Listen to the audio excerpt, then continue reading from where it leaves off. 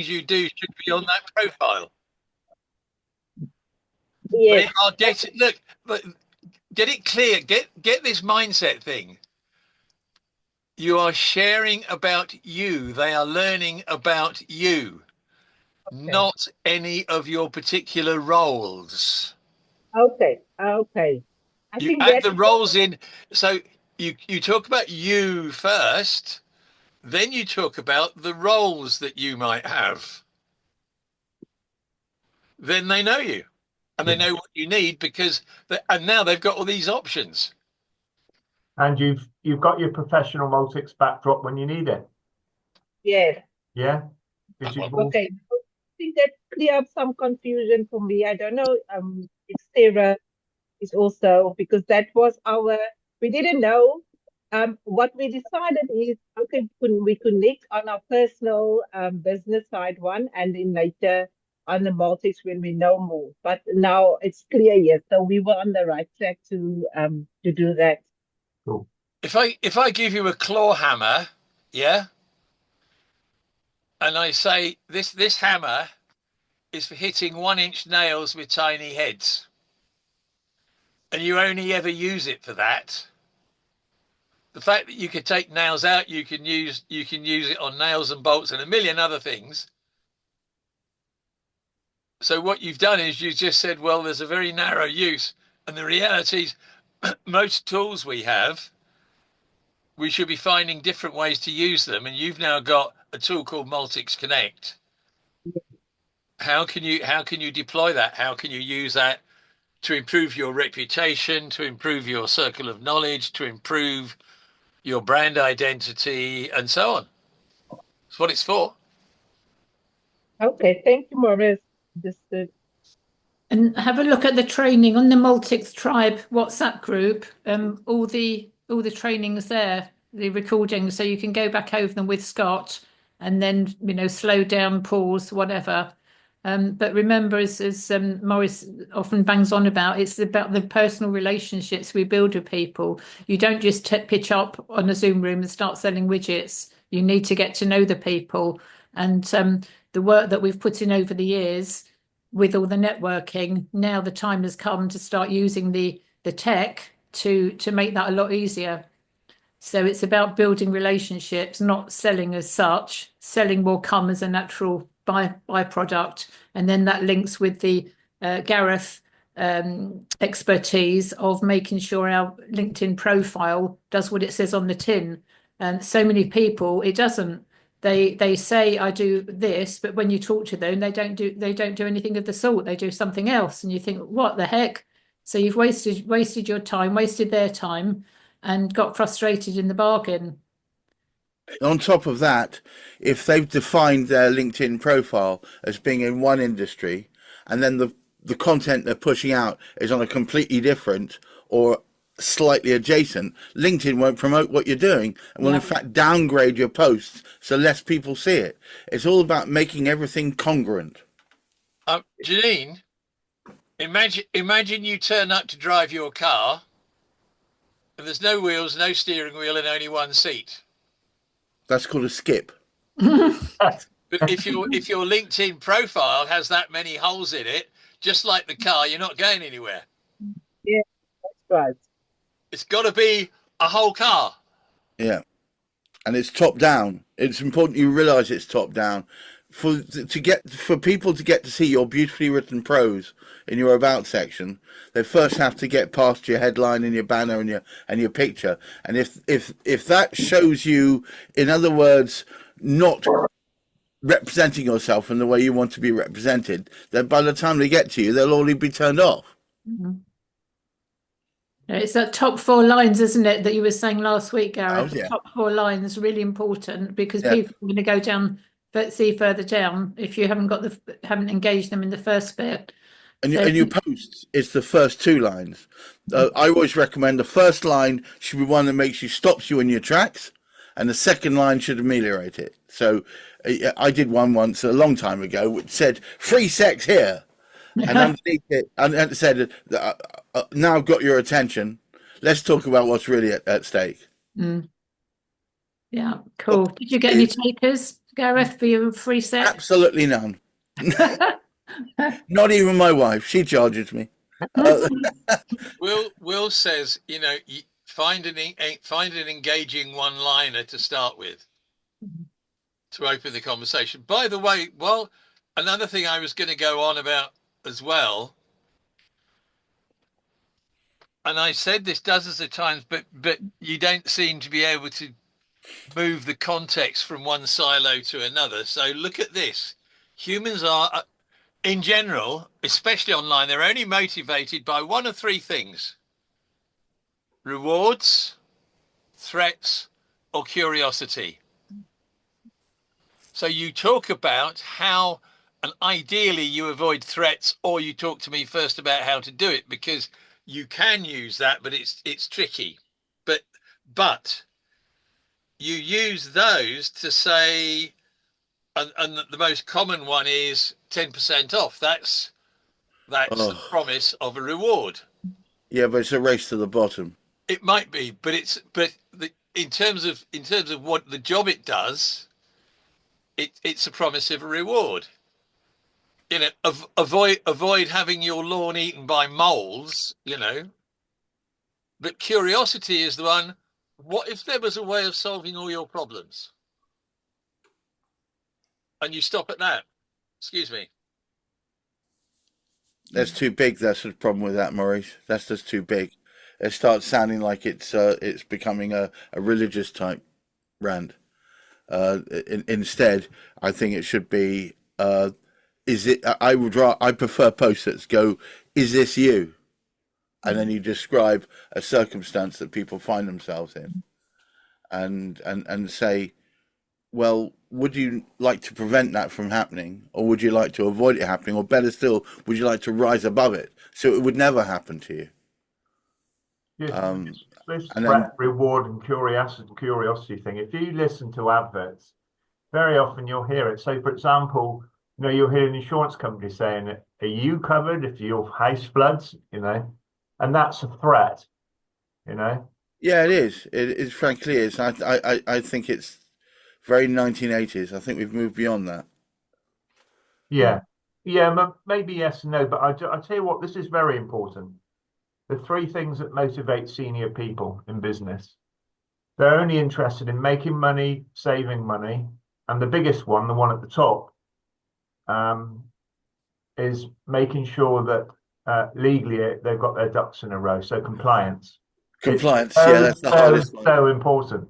Yeah. So think of that, guys, in your conversations, and you'll notice that we put compliance an awful lot into our wordage, or we try and remember to do it because we've got so many products. But compliance is important, and there's a new bill. I'm just dragging on there because this is rather important for all our businesses, depending on what business you're in. But the King's Speech, it was mentioned for the first time last year, relates to the cyber security bill. So just read up about it, will you? And then you'll know about it. Okay. Brilliant.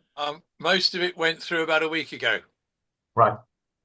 They can now spy on every piece of data you have, including your bank and medical records. And that's the government. Great. And the next thing is the government will turn all the currency into digital currency. So very quickly after that, they'll be able to decide whether you're spending your money on the right things or not. I don't think that's going to happen. I think they're going to try and make it happen, but there'll be massive resistance. Well, the legislation happened 4 days ago to make it possible. Oh, to make it possible, but whether there's a long difference between making something possible and making it and enacting it so it's useful or usable by all of us.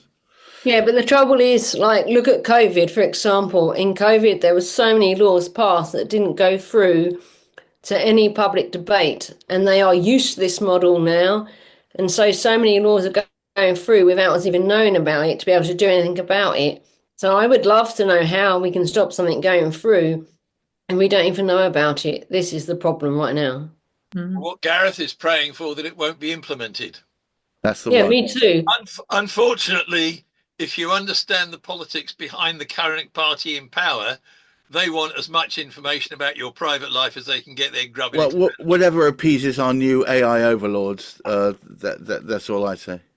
I'm just, I must go and rewatch iRobot. Yeah. Again. Good film. Cool. So, guys, Gareth, I was going to ask you, only because it popped up in my sleep like it normally does. One of the phrases that I use along with threat, reward, and curiosity, which I've learned from Morris, is what are you, what problem do you solve, and what makes you different? But you had three similar criteria that explained in a different way. Did you just like to reiterate that for your LinkedIn profile? Oh, for me? Yeah. All right. Hang on. So if I can use my LinkedIn profiles as an example, and I will. Yeah. Sorry, the trouble is every time I open up LinkedIn, a billion people ask me questions. I'm a victim of my own publicity. Mm-hmm. All right, hang on. Can I share my screen for a second? Yes, you can. Yes. Yeah. Thank you. Okay. All right. The most important thing you can be doing is getting people to immediately see your own relevance. So the first thing I say is, inside the banner, talk about a mission statement. And my mission statement is doing X to help Y achieve Z. So that people immediately understand whether or not you're in the right neck of the woods for them. And the other thing is, within the headline section here, rather than making statements about yourself, ask questions about them. And the reason why I say this is, if people read and it has a question mark, they'll ask themselves that question. So that means the likelihood of them thinking, well, this is the sort of thing that I need, or no, or yes, I could do with this. At that point, they are now motivated to read down. Yeah. And then the first 4 lines of the about section is that's the critical point that Elaine was alluding to before. You see, it's got a see more button at the end of it. Your job is to get them to smack that see more button so they can then read your prose. That's all I was talking about. So the 3 things, mission statement up here, and make sure it starts roughly a third of the way across, because the mobile phones truncate from the left, and so you could end up with your beautiful image here smack bang in the middle of your text. Make sure the headline has a couple of short punchy questions in there that make people think about their own situation, and make sure that the first 4 lines of your about are triggering. That mine are intentionally triggering. I talk a little bit about myself, so it's all I, and then I say, I want to do this for you, and it's powerful and punchy, and that gets people to want to click on that button. Then bang, suddenly there's so much more there. That's all I was going to talk about there. Is the app link in there? Is your website link in there, or an app link? Right. At the moment, what I've got, I'll do that again. Hang on. But you could do it all different ways. There are 2 opportunities in the LinkedIn profile to have a link. Well, 3 actually, if you include the 3 opportunities where you can have a link to an external resource. One is here, which if you look in the profile is known as it says custom button. I'm on premium. Yours will just say custom button. And inside there, it will give you an opportunity of a number of different buttons. I don't do any of them. What I do instead is I'm just going back again. So every time I do that, it kicks me out. What I do instead is I point to a link, and I point that link. At the moment, it goes to a Google form. On that Google form will be a Maltix Connect link. I'm putting it in there. It's not done yet. It's me being lazy. But basically, that's a link, and in the title, I always recommend, by the way, in the title, you put a picture of something or a emoji of some sort. If you say to people, click on the free tips and tricks, they'll go, I can't see it. If you say, click on the purple heart, they'll go, oh, yeah, purple heart. So that's my recommendation there. But the other place is in your services section.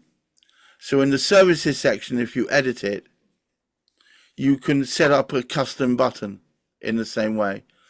Yeah, so you can point that to services, newsletter, book an appointment, visit the store, whatever.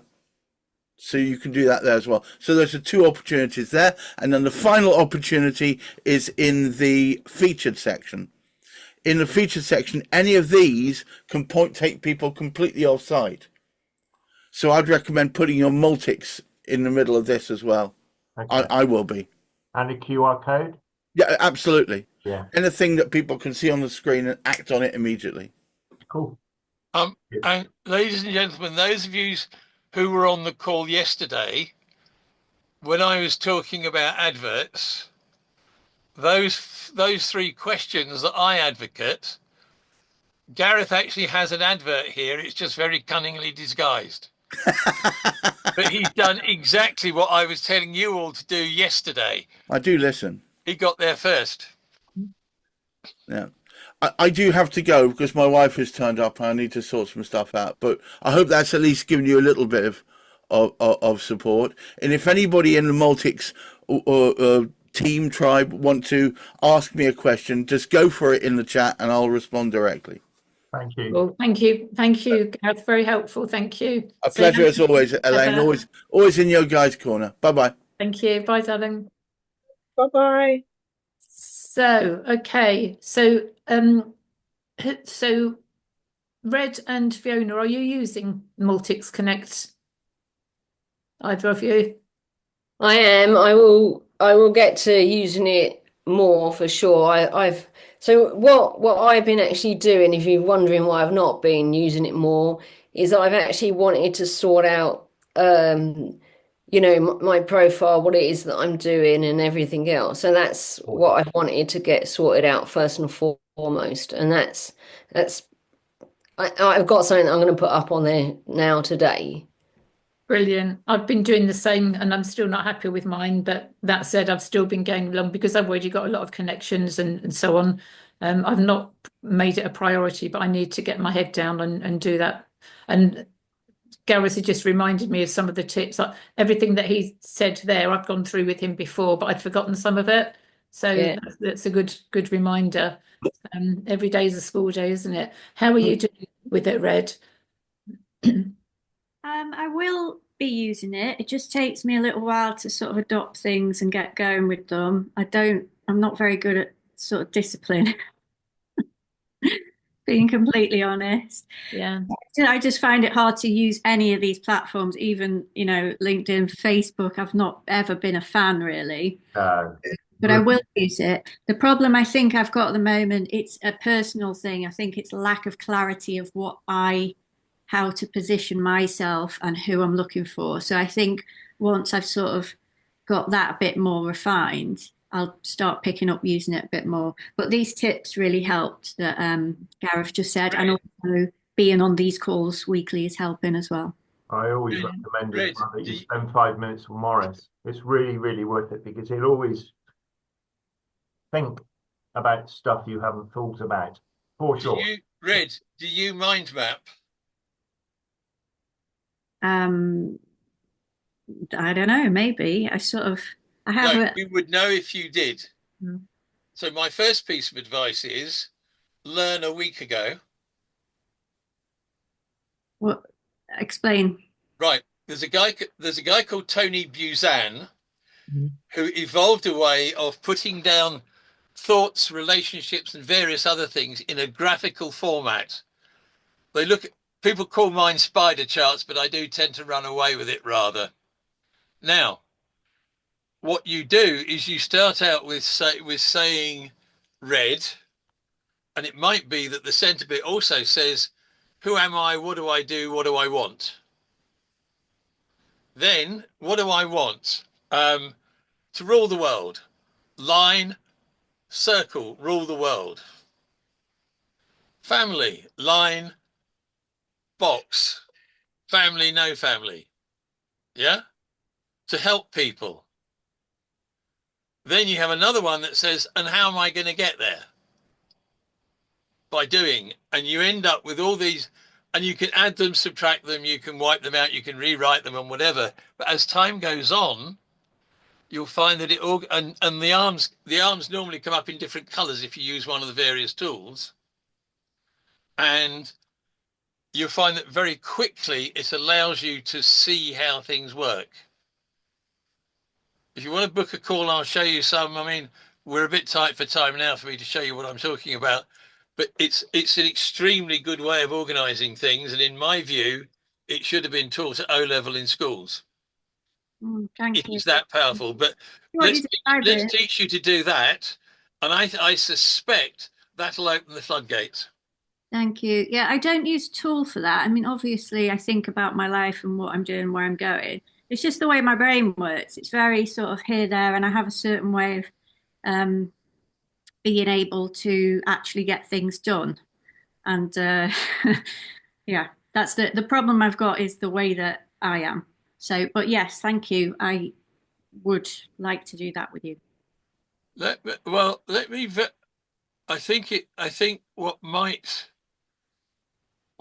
swing it is if I show you something very They do a quickly. nice mind maps. Like Canva have got a lovely little system for mind maps. Oh, have they? Good. Yeah. Not Canva. Yeah, Canva, yeah. That's ClickUp, isn't it? Is that Canva or is it ClickUp? It's ClickUp. ClickUp. Yeah. Okay. So ClickUp shows you can see the colours there on the right hand side. So you want to create a marketing campaign, for example, you've got 3 things there that you need to look into, and then each of those areas that you then break down further and further. So it's a way to kind of do a brain dump where you're setting everything out, and then you can then come back in again. So you have a brainstorm with yourself, and then write it all out. I do it a lot on bits of paper. I used to use a system, but there's lots of systems out there now. I think. Yeah, I do this on paper. Yeah, that looks good. Thanks, Elaine. Oh, there we go. Yeah, that's a better version. Yeah. This is. I did this ages and ages ago for a class because, believe it or not, there's a lot of psychology about inviting somebody to dance on a tango pista. So I did a mind map on, well, what are the factors involved in acquiring a tango dance partner? So you're sat in the room trying to get somebody to dance with you. And these are all the issues, and these are what you need to take care of and how you do it. So it goes from availability, the encounter, the agreement, eye contact, nod, edit, and so on. Yeah. Yeah. But this gives you the whole picture of how to get somebody to dance with you in what, 20 seconds? Well, I wish I'd known that in 1978. Well, I did this about 10 years ago. Very good. Sorry, 13, 15, 12 years ago. Yeah. Yeah. Now I could have done you some of the technical ones, but they get really huge. But this should show you, this is a fairly good example of a mind map. Brilliant. And it's very easy to understand so this is what the purpose is. And all of these contribute to whether, when you smile engagingly at her, making eye contact, she stands up and dances with you, or she sits there and decides that the paint, her mobile phone, or the ceiling are way more interesting.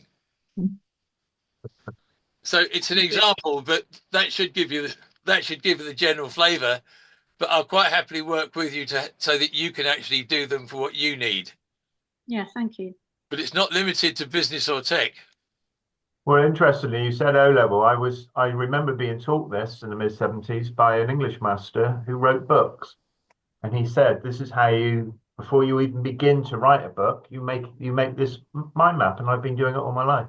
Yeah. Yeah, me too. I do it a lot. I just don't call it a mind map. But yeah. Well, you can call it whatever you want, can't you? As long as it helps you, then no. Yeah, thank you. Yeah, that'd be good, Maurice. Thanks.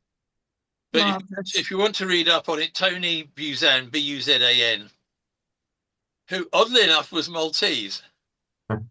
Yes.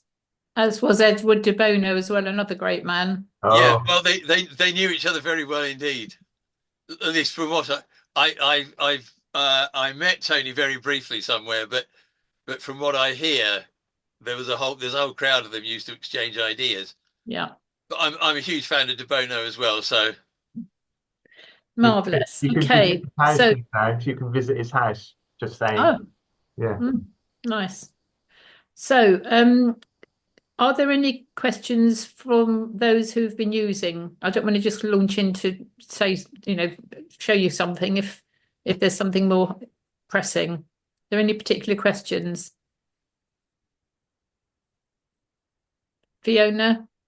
I just checked mine and it's not showing me what I wrote for what I'm looking for. On the Match Me thing. Is that Okay. so it says update or I'll do this later, but I was expecting it to show me what I'd already put in there. Let me have a look at my one. Let me do this screen share would help, wouldn't it? Share. There we go. Share. Okay, let me move some of these things out of the way. So the Maltix Connect thing that pops up on the Match Me. There we go, the Match Me. So I've been playing around with this actually in the last few days and I haven't got it right yet. I keep changing my mind, like Fiona and Red were saying, we need to establish who we are looking for. And in order to do that, we need to look at ourselves and what our business offering is and so on. So I've been playing around with this quite a bit and I haven't got it right yet. Elaine? Yes, Morris? The question is, people I would like to meet should be like this. Mm-hmm. Yeah, that's easier said than done. So they should, I would like to meet nutritional coaches, dietitians, health coaches, comma, who work with who work with testers and laboratories, as well as clients. So but you have to start it with, they should be like. okay. Or they should be. They should be nutritional coach, yeah? Okay. Otherwise, it was, or they should know, which is, I did one that said they should know people who are. Okay, they should be Now, you want them, they should be, because you want to talk to them directly. right. Okay. We don't in the hotel industry. We want to talk to people who talk to people in the hotel industry. So we said they should be people who work with and coach the hotel industry. You see what I mean? Yes. Yeah. So your search string has to be very, very precise. It's as bad as Perplexity and ChatGPT. You have to get the wording exactly what you want. Okay. You can help everybody with that, Morris, can't you? They can reach out to you. Well, I can try. I mean, I'm a long way from perfect. I'm still learning. Right. But on the other hand, I've been doing queries like this for decades. So yes, it's not. I'm kind of cross-platforming, if you like, at the moment, trying to work out how best to make that happen. What I'm not sure about in this is how quickly the update happens, Fiona. So that could be part of the challenge. And I don't know until Scott does the final thing with this. But the thing is, what surprised me was it doesn't give you a list of those. It just puts a score against all the people you already know. Yes. Yeah. Well, I'm kind of, so what's the point in that? Well, other than if I don't know them well enough, because if you know them well enough, you would know that already. That's what Connect is about. But if you don't, then it allows you people to get that you've trusted, that you didn't know did that. You go back and say, by the way, I noticed on your profile. Can we talk about that? Can I ask a question? Yeah. So, from what I've just understood that you've said, Maurice, yeah, that what it's actually doing is it's looking at the people you already know. Yes. So it's not telling other people within your network what you want to know. As far as I can tell, I'm Is very that new to Elaine? That right. seems Okay. So not correct. Right. Let me try and unravel this. And we're all learning together, remember, and I'm not the font of all knowledge, and we still haven't had the final thing with Scott. So I'm saying on here, people that I want to be connected with should be located in, I've said United Kingdom and Europe. And then I don't want people in Australia and the United States. And I want them to be like this. I then update. It then takes me to my community. Well, I thought it took me to my live community, but I thought it took me to my connections, but it actually takes me to the live community activity. It takes me to the people that are doing stuff at the moment. So you can see here, these people are who are in my connection. They've been doing these introductions. So I can have a quick look through that if I choose to, but there doesn't look to be anybody interesting. 1 out of 10 is not, not appropriate. So I look at my connections. So I then go to my connections, and then, as Maurice said, it scores people. So I've said whatever it was I said on that matching thing. So you can quickly look through to see who you've got already because of the scoring thing. So 2 out of 10. I know Tracy, but she's not my ideal client. I just happen to know her. But there's this person here, Paula Power.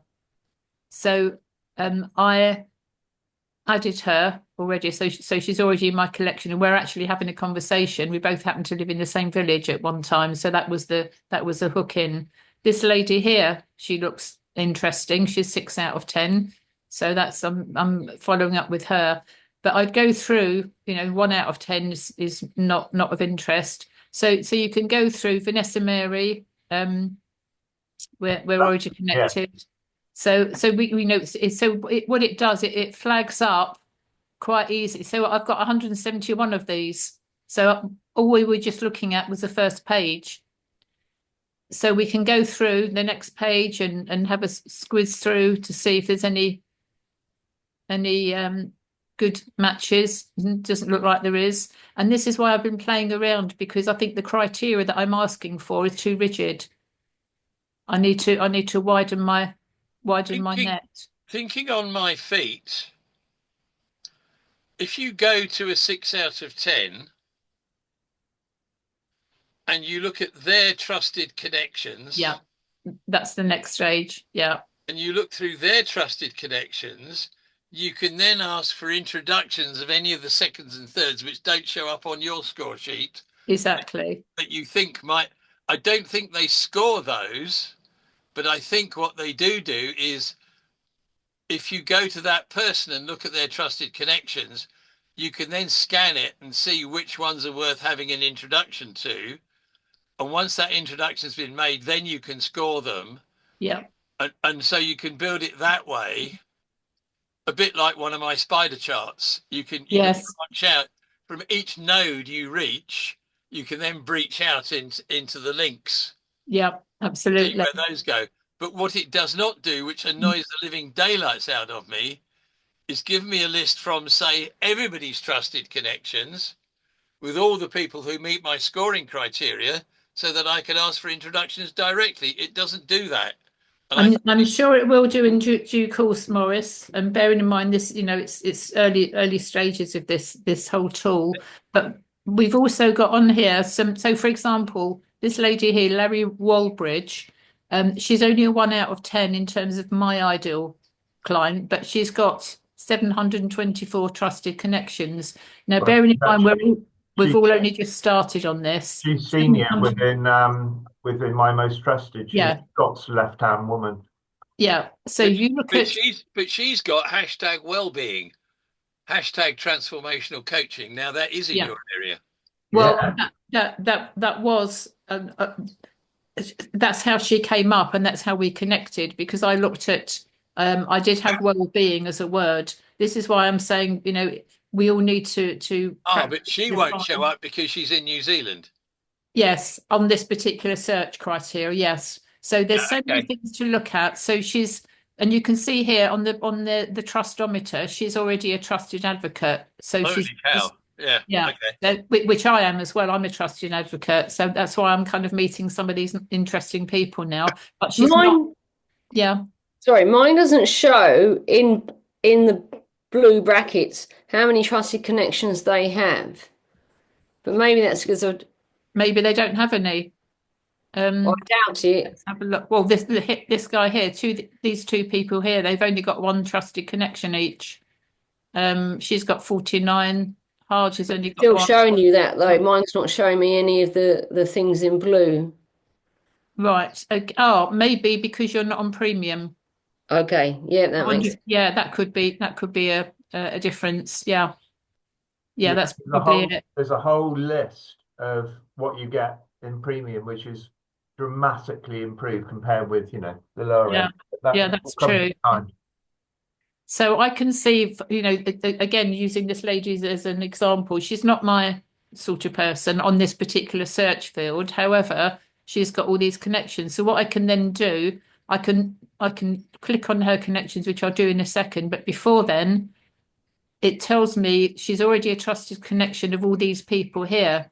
So if there's somebody that I already knew, it would be nice for me to ask for a connection with somebody I know, because it's a way that I'm being forced to reconnect with that person. So again, it's all about build different ways of building up the connections, the know, like, trust. But you can also see down here she's a member of the Leadership Global, My Most Trusted, and Empowerment Connector Tool, and various things that she's tagged. So there's it's a goldmine of information here.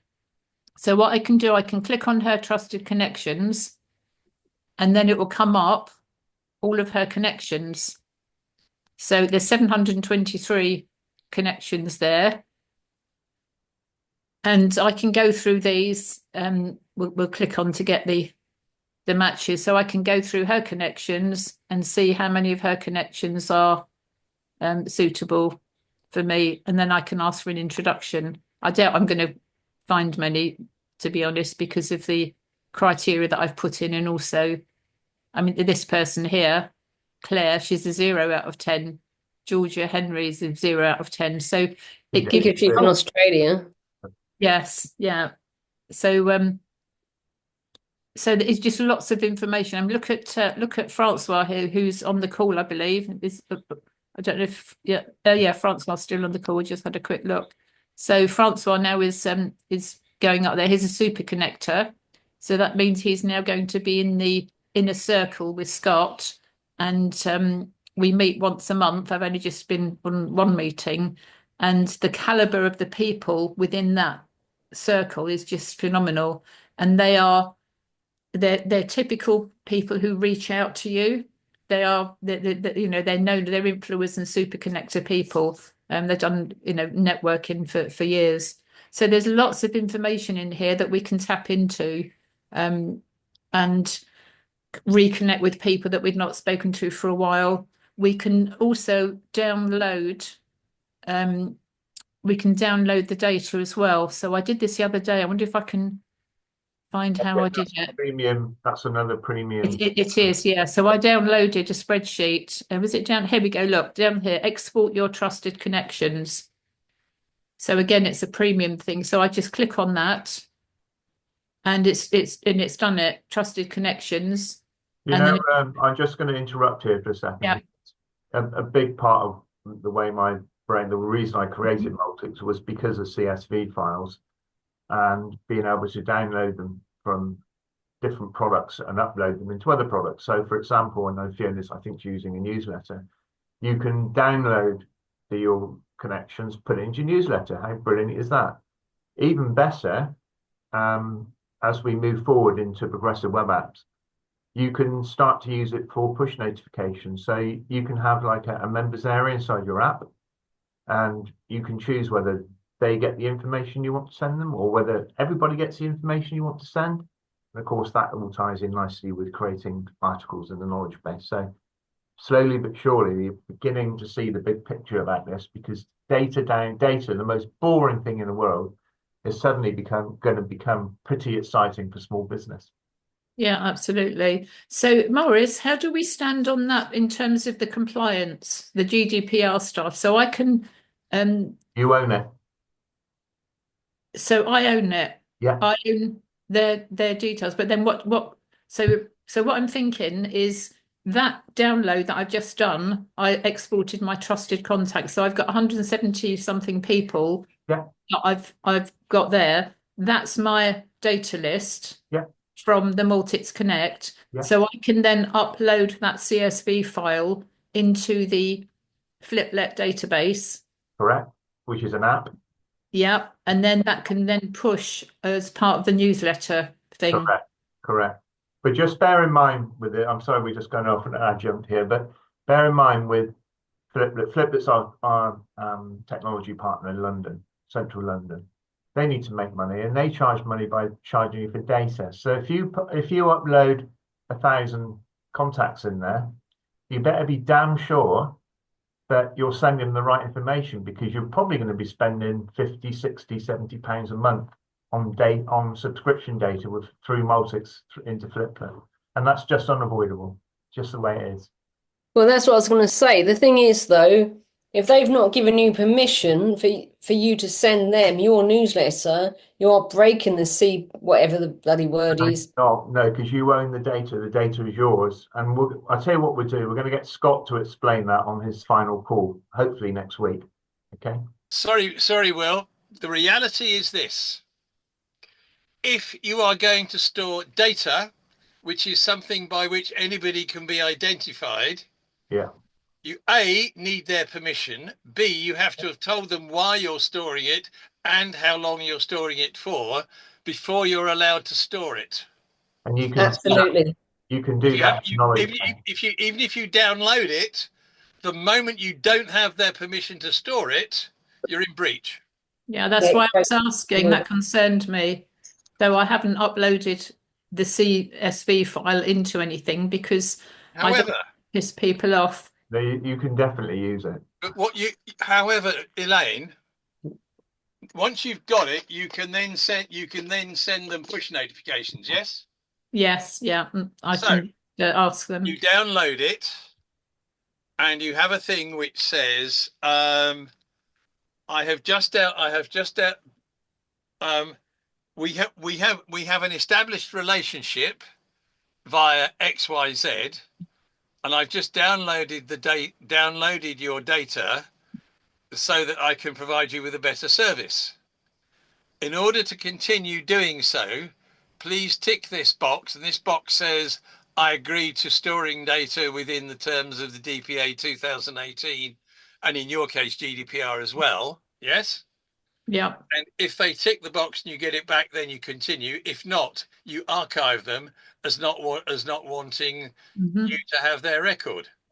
I'm just going to show you guys something that's really important, which differentiates. That's the DPA, I'm afraid. Yeah. This is what differentiates a website from an app. Okay, this is built into our systems at every level. Within QR Site, QR Lite is just, it doesn't collect data, but QR Site does. This is in the person that's in control of this, unlike a website, isn't you. It's the client. It's the member within the app. So if they don't want to receive stuff from you, they just turn it off, and that's why it's compliant. That's called opt-out, and that's now been illegal for 3 or 4 years now. It used to be you could do that, and they had to opt out. Nowadays they have to opt in. Yeah, but the regulation on that, I'm not going to get caught in an argument here, but I know I'm right. With apps, if all apps are progressive web apps that are doing this, people like McDonald's, all the big boys are using it. And the reason they're using it is because, unlike a newsletter where the only option you've got is to unsubscribe and it finishes, with this, you can choose the information that's coming to you. And that's a big difference. Well, unsubscribe is opting out of the system. Correct. It takes you out completely. And if it's connected to the CRM, it removes you from the CRM. But by the way, the definition of data says any system by which data is organized, from paper to websites so it doesn't matter whether it's a website, an app, or a database, the law still applies as written. Of course. Yeah. If theoretically, if I suddenly put a whole load of them into an NFT and it disappeared into crypto space, I would still technically be in breach if I hadn't got everybody's approval, despite the fact that we all know that no one in the world could find it. But we provide a data pack to help people with all of this. And you can see Morris here has got his own, he's very experienced. You can see he's got all his terms and conditions, his privacy policy, his terms of engagement, his fees, data retention, the fact that he's an ICO data protection certificate, which is coming up for renewal in August, I think. And you are the registered data officer for your own data, and you have to declare that. Yeah. So customers like to feel safe. They like to feel protected. yeah. And if you're a professional, you do this stuff properly. Yeah. If you're a cowboy, you don't give a damn. No, it's true. But who do you want to deal with? Maltix people are connected under the Maltix umbrella, okay, so that's fine. Yes, we have an ICO certificate for Maltix as well, just in case any of you had wondered and we're having this argument. We do actually have ICO certification, so we filled all the forms in and things. Where we may or may not be compliant is the way we handle data initially. But I am literally, once I've got all my data from 6 or 7 different sources and various businesses, once I've got them all into my capsule, the first thing we do is clean it and get everybody's approval to be there. Yes. Yeah. I did. Yeah, I did that. I used Transpond and cleaned the data. I went from something like 6,500 contacts that I'd had pulled from different places over a number of years. A friend pulled it all together for me in the spreadsheet. I ran it through the cleaning system and it went down to 600 and something. Now you're not paying money to do something wrong, illegal, or that will make people fed up. Yes. Yeah. You've just saved yourself a fortune of wasted money. Yeah. Yeah. Cleaning data is really important. And it's cheap. Yeah. Cheap to do. Anyway, we digress.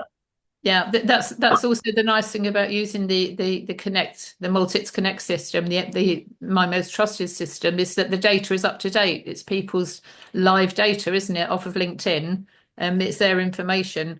So, but again, to take Fiona's point, we need to be circumspect and discerning how we're using this information, that we're not falling foul.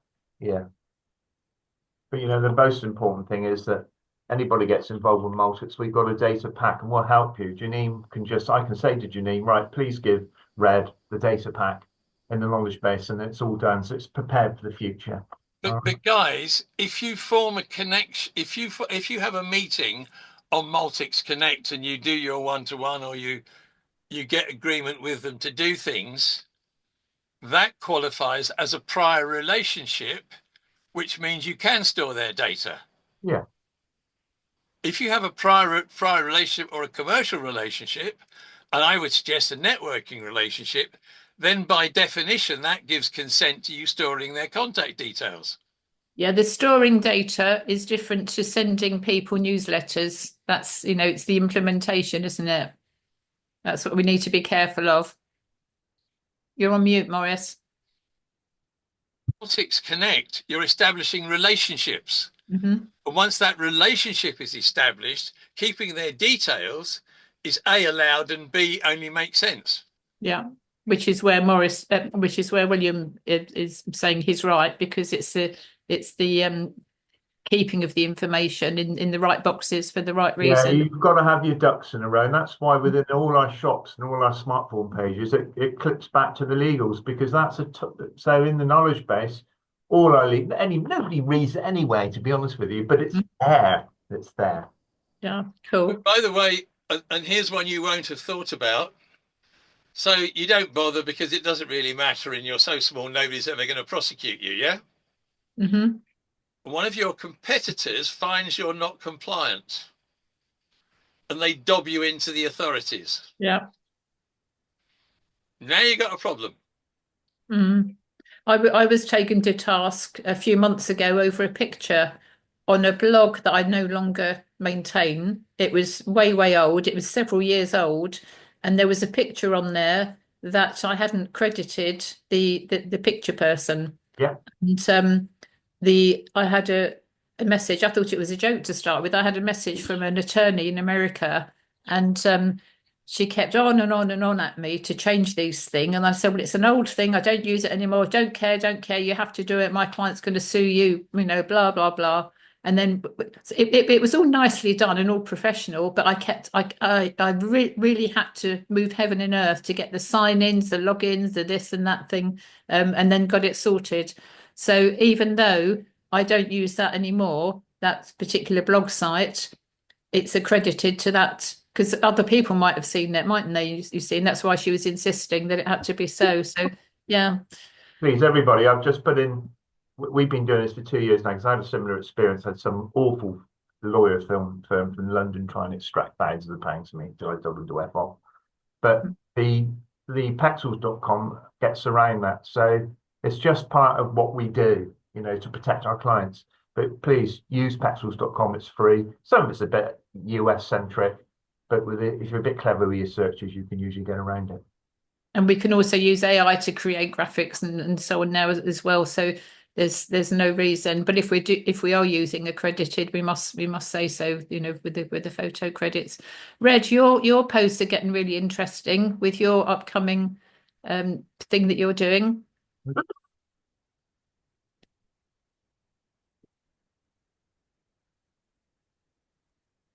Yeah, sorry, I lost my cursor there. Mm. Yeah, yeah, I just need to keep going. That's all. Like I said, the best way I can use a platform like LinkedIn is to just spend a day where I've got my head will think about writing, and then it will flow. And I write a load of posts, and I just keep them there, and then I can schedule them all over a couple of weeks. Yes, yeah. The only I way find the same.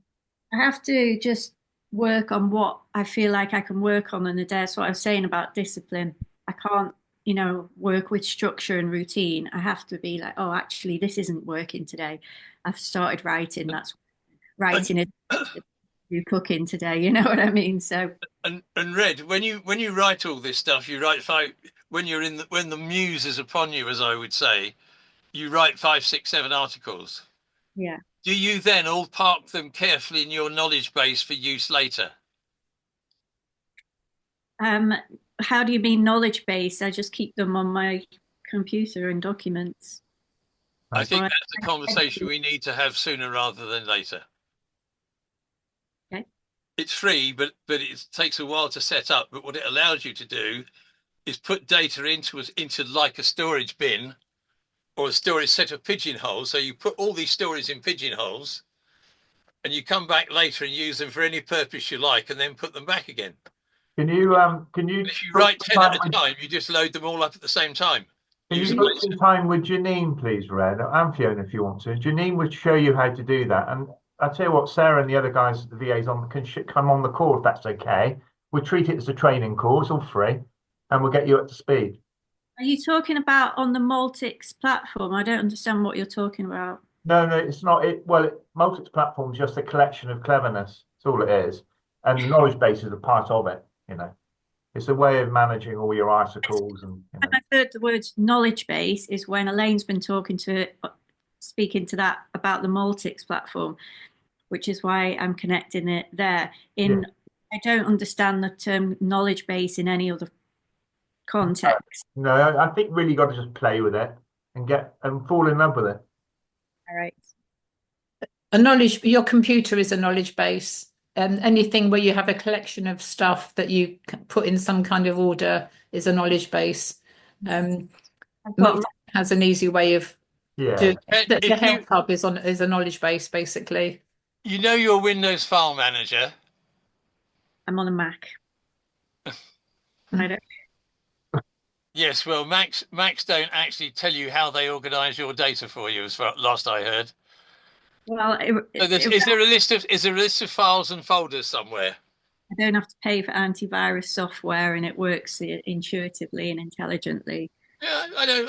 I used to. You'll find it in Finder, Red. I have a Mac. Thank you. Well, it's roughly the same structure, but it's not dependent on a computer and it's accessible from anywhere, any place, any time.